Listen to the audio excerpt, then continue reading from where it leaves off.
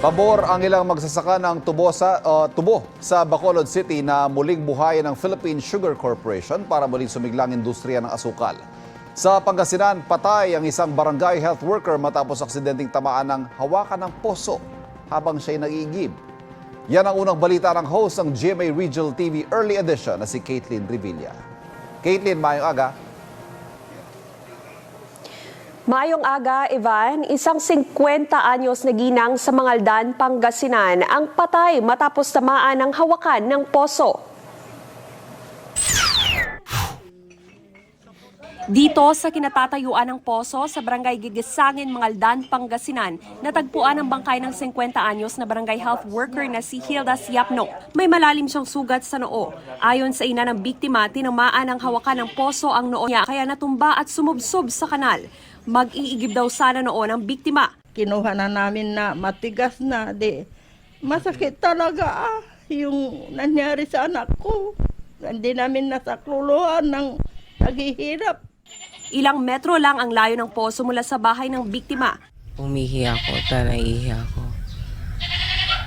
Tapos kukunin ko na sa aming kambing.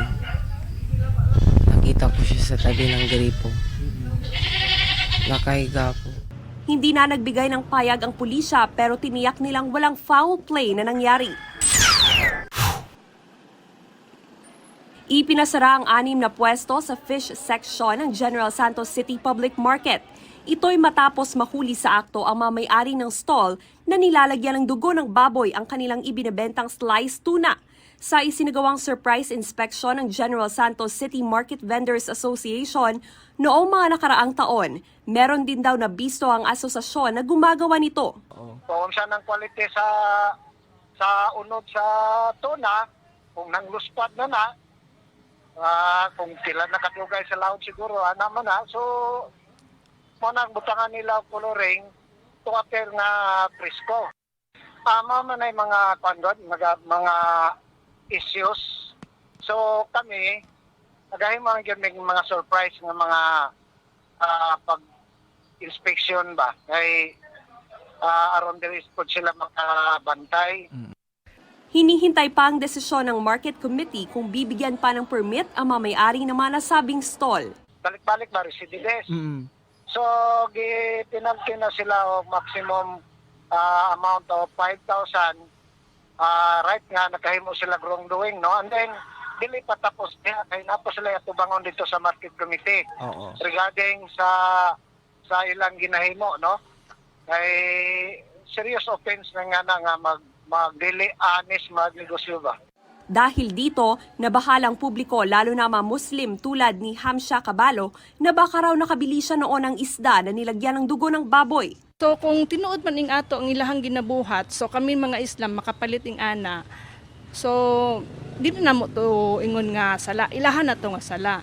Kung magpalit og isda, siguro sa mga presko na lang siguro na mga yung buo, wag lang yung mga ginahati-hati kasi dili jud ma 100% nga tinuod or dili. Dahil sa insidente, mas paiigtingin pa raw ang pagsasagawa ng regular na inspeksyon sa pamilihan. Sa edad na 21, naiintindihan na ni John Mark ang hirap na pinagdadaanan ng mga katulad niyang magsasaka sa taniman ng tubo sa Bacolod City. Kung nakakontrata, kada kinsenas ay 5,000 piso lang daw ang naiuuwi ng sweldo. Kapag arawan naman, ang sahod ay 250 pesos lang kada araw, malayo sa 450 pesos na minimum daily wage sa Western Visayas. Kaya nang malaman niya ang plano ni Pangulong Bongbong Marcos Jr. na buhayin ng Philippine Sugar Corporation o PhilSucor, na buhayan daw siya ng loob. Budlay, ulan init sa lapo mo diya.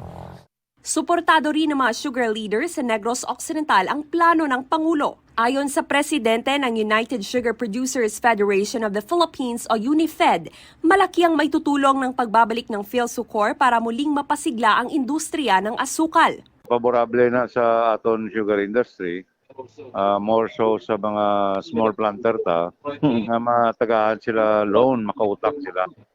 Kag matagahan sa mga machinery, sa mga equipment. Ivan, mas mapapabilis din daw ang pagproseso ng loan application para puhunan ng mga small sugarcane planter kung maisakatuparan ng plano ng Pangulo upang muling mapasigla ang industriya ng asukal. Yan ang latest mula dito sa Iloilo City. Samantala sa mga kapuso natin sa Western Visayas, abangan ng GMA Regional TV Early Edition mamaya pagkatapos ng unang hirit. Ivan? Maraming salamat, Caitlin Revilla. Igan, mauna ka sa mga balita. Panoorin ang unang balita sa unang hirit at iba pang award-winning newscast sa youtube.com/GMA News. I-click lang ang subscribe button. At sa mga kapuso abroad, maaari kaming masubaybayan sa GMA Pinoy TV at www.gmanews.tv.